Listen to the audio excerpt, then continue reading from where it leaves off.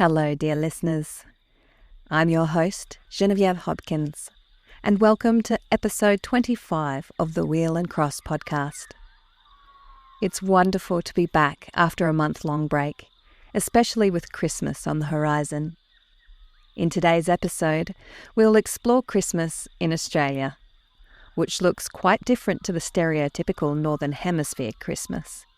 That's because, here in Australia, we celebrate Christmas near our summer solstice, when the weather is usually hot and dry.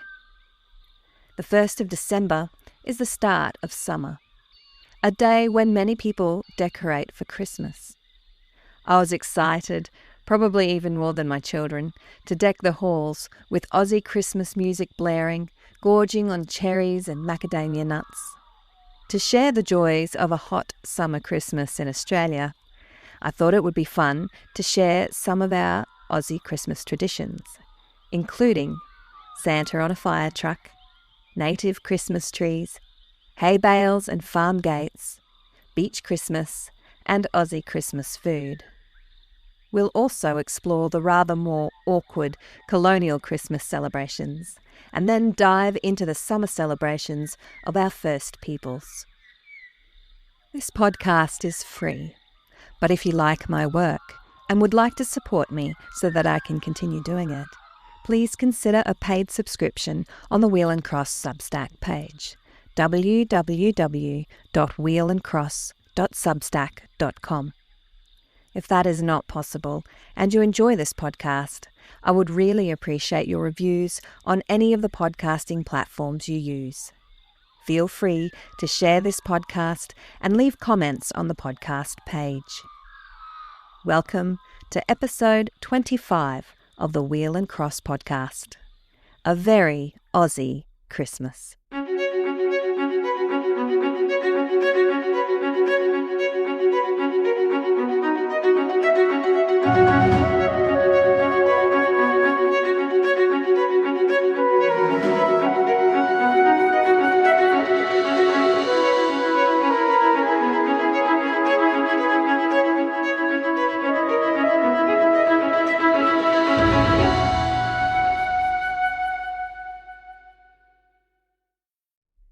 As always, I would like to acknowledge the custodians of these lands on which I work and live in Australia's capital region, the lands of the Ngunnawal and Ngambri people, and I pay my deep respects to their elders, past, present, and emerging, and to all First Nations across Australia.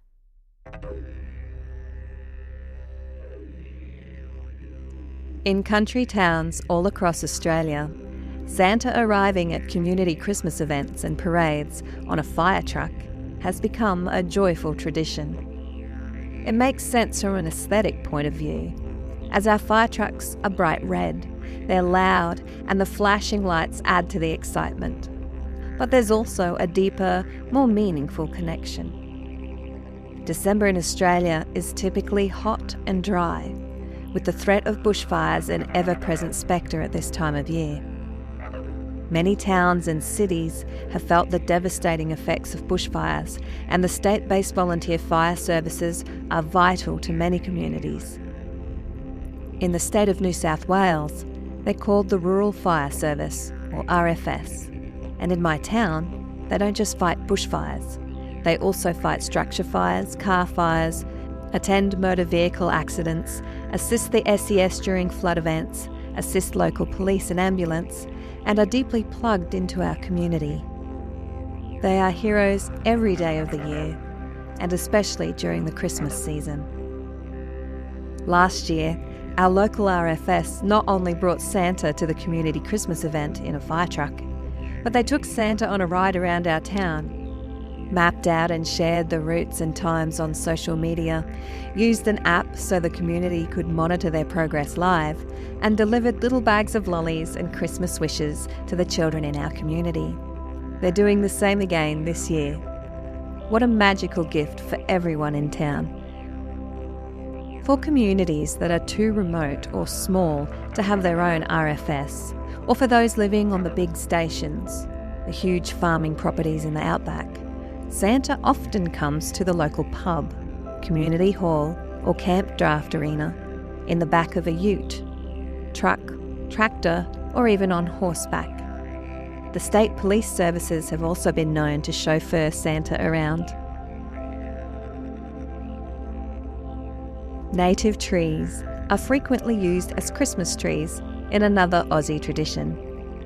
Before conifers from the Northern Hemisphere were imported into Australia, it was common to decorate native trees and use Australian native flowers and boughs to deck the halls.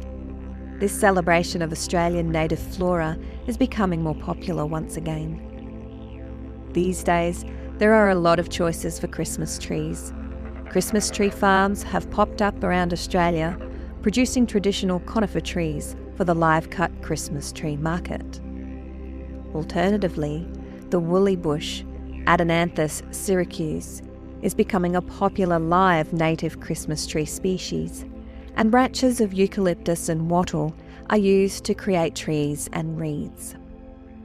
Our household decorates a plastic fir tree with Aussie and summer-themed ornaments, with colours of aquamarine, gold, red and pink, candy canes, Australian native flora and fauna, and of course treasured decorations made by our children. Some Australian native flora and fauna have been crowned with the Christmas moniker. The New South Wales Christmas bush, Ceratopetalum gummiferum, is an iconic native Australian bush that heralds the festive season with showy sepals that turn scarlet or crimson after blooming with small white flowers in spring. In Western Australia, the hemiparasitic tree Noetzia floribunda has been nicknamed the WA Christmas tree for its fiery show of flowers in December. The Victorian Christmas bush, Noetzia tasmania, can be found in coastal and subalpine regions from southern Queensland to Tasmania and flowers profusely through the Christmas season. Christmas beetles, Anoplognathus species, were once a ubiquitous sight across Australia during the Christmas season. These beautifully iridescent beetles, ranging from brown to bright jewel-like greens, have become increasingly hard to find, disappearing completely from some regions. The University of Sydney is asking the general public to take pictures of Christmas beetles and upload them to an app called iNaturalist. I use this app frequently to identify plants, and it's good to see how the general public can help scientists and conservationists figure out what is happening with our Christmas beetle population. Across Australia's rural landscape, a new tradition has been quietly growing for the last 20 years. Farmers sharing the Christmas spirit by creating huge hay bale Christmas displays in their paddocks or decorating their farm gates. The origins of this tradition aren't known, but rural communities and homesteads in Australia can be extremely isolated due to the vast distances between properties and townships. This is one way that people connect and share the Christmas joy with passers-by. The children's picture book, Ayla's Christmas Wish, written by Pamela Jones and illustrated by Lucia Masciullo, is a book we've added to our Christmas book collection that explores the magic of hay bale Christmas decorating. It was inspired by the small southwest Victorian town of Tarrington, which runs a hay bale design competition each year. This book compares European Christmas traditions with the reality of a hot, dry Australian summer. Behind the story of Ayla wishing for a snowman, there is a town wishing for rain. Australia is an island continent with vast stretches of coastline, and the majority of our population lives along much of these coastal regions. Christmas at the beach is a tradition for many families, whether they live nearby or travel hours to their regular holiday homes or caravan parks. It is a joyful tradition for caravan parks packed with holiday homes, caravans and tents, all sparkling with Christmas decorations. Surfboards, fishing reels, jet skis and other fun water toys are scattered everywhere, with excited children playing and grandparents or parents watching them contentedly. Many of the popular caravan parks organise fun Christmas activities, movies, and even visits from Santa. Christmas at the beach is also a fun experience for backpackers and international visitors, especially the famous Bondi Beach in Sydney. Australia is a multicultural country, and there are many ways we like to celebrate, especially when it comes to food. Families with immigrant backgrounds often prepare their favourite festive foods. However, due to the typically hot weather, the traditionally Northern Hemisphere hot Christmas meal frequently gives way to the cooler options that require less preparation. Many Australians celebrate their main Christmas meal at Christmas Day lunch. The festive toast is made, just a cheers and Merry Christmas in my household. Crackers are popped, paper hats worn, and silly jokes are read out, while prawns, ham, seafood and charcuterie plates are served and eaten. This is accompanied by sides of cold salads that often includes coleslaw, potato salad and other summer vegetable concoctions. Grazing platters of cheese, vegetables, nuts, dips and crackers often feature as entrees, while seasonal fruit like stone fruit, cherries, apricots, plums, peaches and nectarines, berries and tropical fruit, mangoes, lychees, pineapples, etc., are presented after the main meal alongside dessert. Christmas pudding is still a popular option, but you can't go wrong with a pavlova covered in whipped cream and fresh fruit, or a decadent Christmas trifle. I like to bake a ginger cake for Christmas Eve dessert, from an eggless ration recipe passed down from my grandma Doris, an Australian army cook during World War II. It is a lovely, moist and delicious smelling cake that I also use for my Yule log cake at Yuletide and for my children's Kargamand or Cake Man birthday cakes. I jazz up the recipe for the Aussie Christmas cake with an Australian bush spice mix called Oz El Hanut from a local producer, which contains pepperberry, lemon myrtle, wattle seed, aniseed myrtle, forest berry herb, dried finger lime, cinnamon cloves, ginger nutmeg, coriander and cumin. Baked in a bunt pan, drizzled with white lemon icing and decorated with Australian native flowers and leaves. It's a lovely homage to my beautiful country and to the hot season. Leftover cake is used in the Christmas lunch trifle.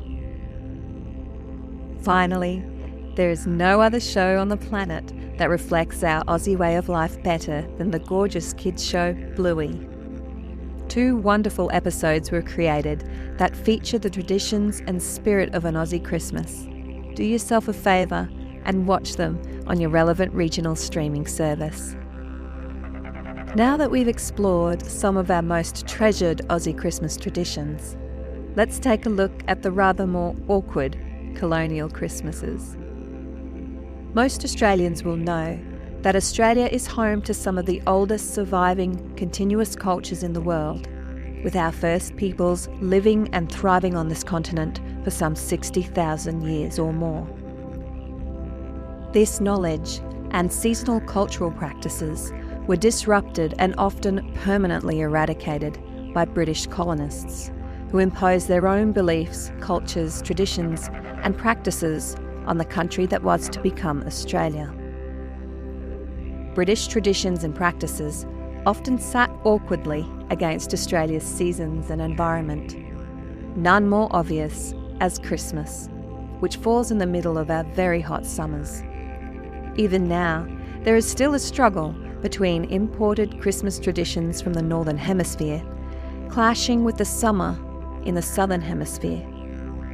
It is rather odd to be singing about and decorating with themes of winter, snow, cold, warm food and drinks while we're sweltering under a hot summer sun. It would have been quite a big culture shock for the British, especially those early colonists. Before exploring how the Australian colonists celebrated this time of year, I would like to state that this entire publication is dedicated to reviving as many seasonal practices from my own Western and Northern European background within the appropriate seasonal cycle here in Australia. I do this to try and reconnect with and understand my ancestral heritage and the deep history of my own people. This also includes telling the truth and not shying away from the ugly and difficult aspects of my connection to this place and country I call home through the brutality of colonisation. I will explore these difficult truths in January. For now, I want to acknowledge that talking about colonisation may hurt some readers, and I acknowledge the validity of those hurts. I am deeply and forever will remain sorry for what has and is happening to this beautiful country and its precious first people. May you always be given the dignity, respect and honour you deserve, and may you, your cultures and your connection to country thrive so that we all may thrive together. The Daily Telegraph gives a good account of the first colonial Christmas in Botany Bay, and by all accounts, it was pretty grim. We colonists were entirely reliant on Britain for food supplies, as they were unfamiliar with and unable to see the abundance of food in their new environment. Their seed crops were destroyed by weevils, and what little was grown failed in the harsh environment. The entire colony was on strict rations, with hardly any exception for Christmas. Unless you were a guest of Governor Phillip, of course. Although even then, concerning that dinner, the least said, the more generosity, reported Judge Advocate Captain David Collins about Christmas lunch in Sydney Cove in 1788. During the early stages of colonisation, religious celebrations were not popularly observed by the majority of colonists, other than for marriages or baptisms.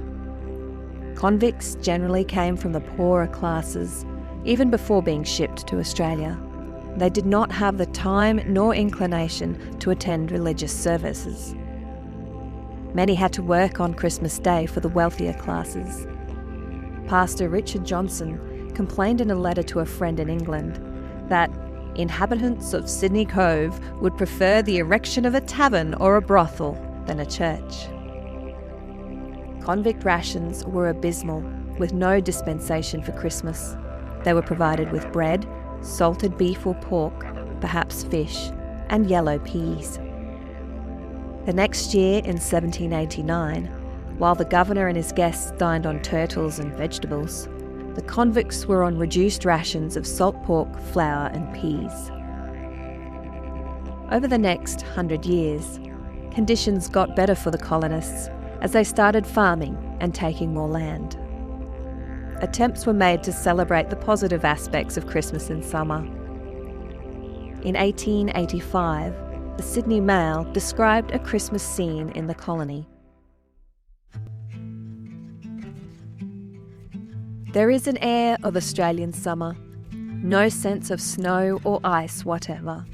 Fern fronds and greenery seem to still hold the sunshine and the full glow of the morning and the full flood of light, streaming through the window and giving a full illumination to the room. Many thousand such Christmas scenes as this will New South Wales see this week, and many mothers and children will experience the pleasure in finding their familiar Christmas preparations shared throughout the colony. This newspaper article, from Illustrated Australian News for home readers, describes a typical Australian Christmas in 1872. Adventtide. Despite the absence of the old world associations in the shape of carols, waits, snow and frost, with the Yule log, the mistletoe, the holly with its scarlet berries and the family gatherings, still continues a time of deep rejoicing in this sunny southern land. In the far bush and on the busy goldfields, in the crowded city and the quiet hamlet, Christmas brings with it associations far different to its surroundings in the old world. They are characteristic of the new country, yet they lose nothing of their intensity in the change of locality and climate. Here the glad celebration of the season takes place, for the most part, under the broad canopy of heaven, and picnics, athletic sports and trips over the briny waves suffice as outlets to the feelings. In the wild bush, round the night fire, yarns are spun by the travelling stockman, and men live over again the scenes of their youth. Here's another article comparing the difference between the Northern Hemisphere and Southern Hemisphere Christmas. This time from the Geelong Advertiser and Intelligencer, 1852. As if to vindicate the climate of the sunny south, the cool breezes which ushered in Christmas have given place to a sirocco from the Sturts Desert. What a vast stretch of the imagination is required to realise to the mind's eye an English Christmas during a hot wind, or being subjected to a scorching summer heat to ruminate on snowballs, skates, chilblains, red noses, muffs, greatcoats and comforters, and fancy oneself one of a dozen keeping the pot a-boiling down a long slide with a thermometer at 120. You can't do it. It's no use. What are prize oxen, prize sheep, prize pigs, rabbits and poultry, mistletoe and holly, plum pudding and snapdragon, speculation and blind man's buff? They are only an indistinct dream, the memory of something disconnected with the present. In the north, all is top coat and comforter, muff, tippet and boa, piercing winds and drifting snow, whilst here, if we become Aboriginal in our habits, coolness would not follow. Our Christmas requires refrigerating to become enjoyable. Instead of coughs and pulmonary attacks, closed doors, stuffed keyholes and listed windows, we have languor, furious blasts, whirlwinds and doors wide open, courting every current, and in full-length recumbency, open-mouthed, we wait for a zephyr. Had we power, we would move that Christmas be postponed till this day 6 months, and that we do now proceed to consider these the midsummer holidays. By the middle of the 1800s, British Australia was beginning to develop its sense of identity, separate from Britain. The bush Christmas became an icon around which the first Australian fables were built. Famous Australian poet and balladeer Banjo Paterson wrote his popular poem Santa Claus in the Bush, and Australian Christmas cards began to celebrate the uniquely Australian flora, fauna and Christmas weather. Although British Australians began adapting many of their old Christmas traditions to their new country, one particular tradition has been stubbornly and joyfully maintained. I've explored Christmas pudding in a previous episode on traditional Christmas desserts for the season of Yule in June-July, Australia's winter. Christmas pudding, as well as Christmas cake and mince pies, have retained their prominence in Australia and are still popularly baked or bought at this time of year. In the early stages of colonisation, rations for military and civilians included flour, sugar and rum, with the addition of beef suet and raisins at Christmas, to allow each household the ingredients for their Christmas puddings.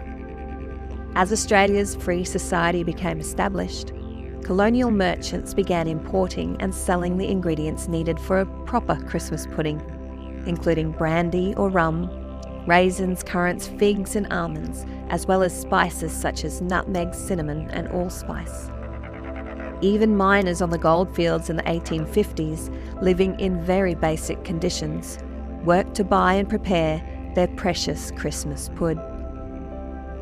Eventually, Australia was able to produce the fruit, alcohol and nuts needed for Christmas pudding, and imports of these ingredients from Britain disappeared, although spices from the East Indies still needed to be shipped in. The importance of Christmas pudding for Australia's Christmas traditions become very obvious if you search for Christmas pudding in the National Library of Australia's Trove archives. Hundreds of thousands of newspaper and magazine articles giving recipes and favourite tips for Christmas pudding can be found spanning across all regions of Australia from the earliest prints until now. While British Christmas traditions were being adapted to the Australian environment in the developing cities and towns across Australia, a train service began to spread unique Christmas traditions deep into rural and remote Australia. The tea and sugar train. Perhaps one of Australia's most loved trains, the tea and sugar service, commenced in 1915 to service some of the more remote places along the Trans-Australian route.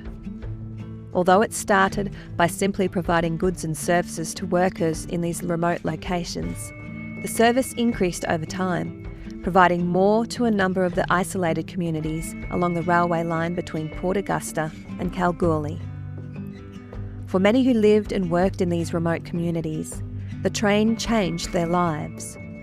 The tea and sugar train carried more than just that.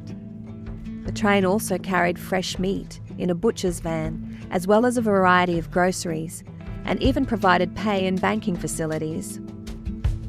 Best of all, the prices of goods on the service was comparable to the major towns and cities. Firmly placing the service in the hearts of Australians, in the early 1950s, the train even carried Santa Claus at Christmas time, distributing presents to children all along the railway route. The tea and sugar train was also used by the GPO for its mail run to these remote locations, with mail delivered to the station master, where it could be collected by employees and families. The service soon expanded to include welfare services such as a medical service, a children's toy library, and even a separate car housing a theaterette. The arrival of the train was cause for great excitement, breaking the monotony of day-to-day life in these isolated locations. The people in the towns often referred to the train's arrival as Tea and Sugar Day, and many of the women celebrated the occasion by getting dressed up to meet the train at its siding in style. From the AustralianTrains.com website. Children's book author Jane Jolly wrote a book about the joy of the tea and sugar train at Christmas. From the children's book, Tea and Sugar Christmas. For 81 years, from 1915 to 1996, the tea and sugar train travelled from Port Augusta to Kalgoorlie once a week. It serviced the settlements along the Nullarbor Plain, a 1,050-long rail link. It was a lifeline. There were no shops or services in these settlements. The train carried everything they needed: household goods, groceries, fruit and vegetables, a butcher's van, banking facilities, and at one time, even a theaterette car for showing films. The biggest excitement for the children was the first Thursday of December every year, when Father Christmas travelled the line. He distributed gifts to all of the children on the way, including those of railway workers, those in isolated communities, and station kids.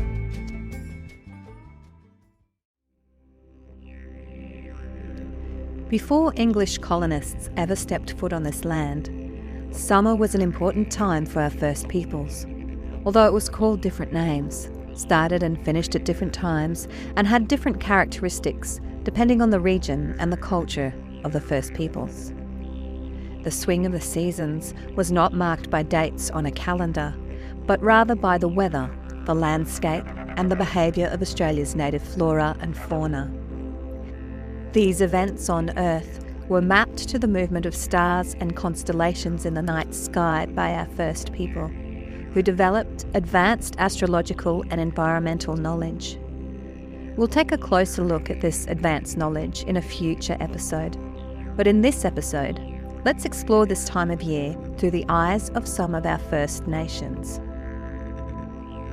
The Ngunnawal, the traditional custodians of my region, have 6 seasons, and the start of December marks the middle of true summer, Winyawanga.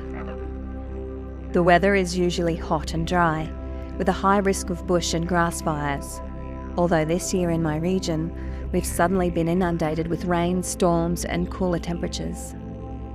Seeds from grasses, wattle and lomandra are harvested and stored or ground into flour for damper, which is unleavened bread cooked on fire coals. Native grasses are perennial and have adapted to Australia's harsh and variable climates, and low fertile soils. Research is being conducted on kangaroo grass, Vermeda triandra in particular, as a perennial crop that can be used for flour in the same way as wheat, as it thrives in the harsh Australian environment. It has 40% more protein than wheat and is apparently quite tasty. It also stores more moisture than European crops and creates its own microclimate in which native insects thrive.